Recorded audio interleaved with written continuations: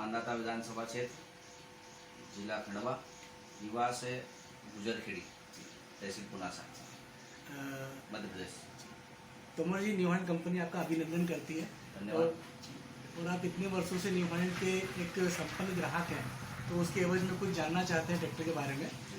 आपके पास कुल कितने ट्रैक्टर हैं? मेरे पास 3 ट्रैक्टर हैं। पहले मेरे पास 5 ट्रैक्टर थे जी। 3 महिंद्रा थे HMT और एक किर्लोस्कर। 5 ट्रैक्टर थे मेरे पास। 5 बेच के मैंने वापस 3 न्यू हॉलैंड ली और एक शादी ली। एक बड़ा ट्रैक्टर लिया है 3630, खेती के लिए लिया है। मेरी ज़मीन ज़्यादा है, तो 150 एकड़ ज़मीन है, उसकी उस हिसाब से मैंने एक बड़ा ट्रैक्टर लिया है। जहाँ मुझे खेती में 2 से 3 ट्रैक्टर लग रहे थे, मैंने एक 3630 ले लिया है, जिससे कि मेरी वो पूरी ज़मीन को उससे खेती हो सकती है। इसके अलावा 2 3230 है। मेरा खेती के अलावा एक बिजनेस है, क्रेशर है, और दोनों ट्रैक्टर मेरे क्रेशर में चलते हैं। दोनों 32-30 चलते हैं। और कभी कभी मुझे 3630 के अलावा 3230 की आवश्यकता खेत में पड़ती है।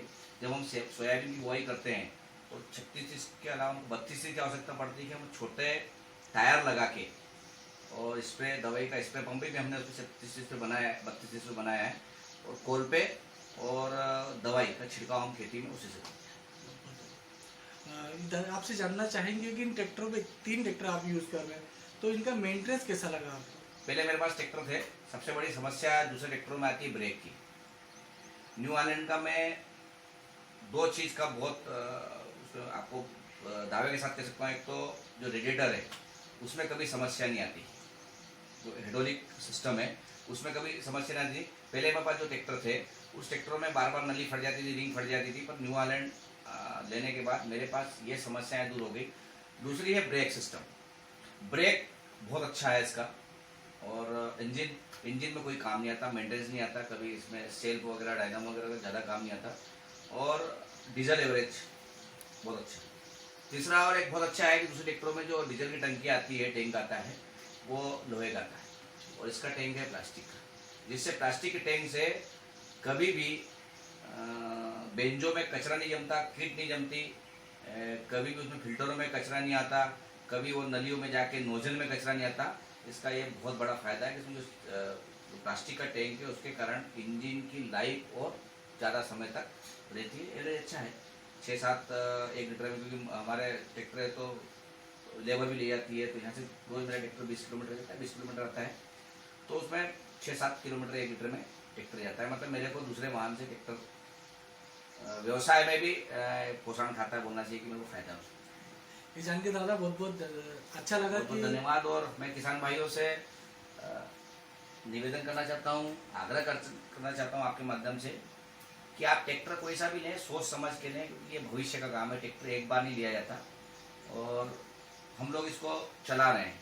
मैं किसी ब्रांड का नहीं बोल रहा हूँ, पर मैं जिस चीज़ को चला रहा हूँ, मैंने जो चला के बेच दिए हैं, मैं आपको कहना चाहता हूँ इस इंटरव्यू के माध्यम से, इस वीडियो के माध्यम से, कि आप न्यू हॉलैंड ट्रैक्टर लें।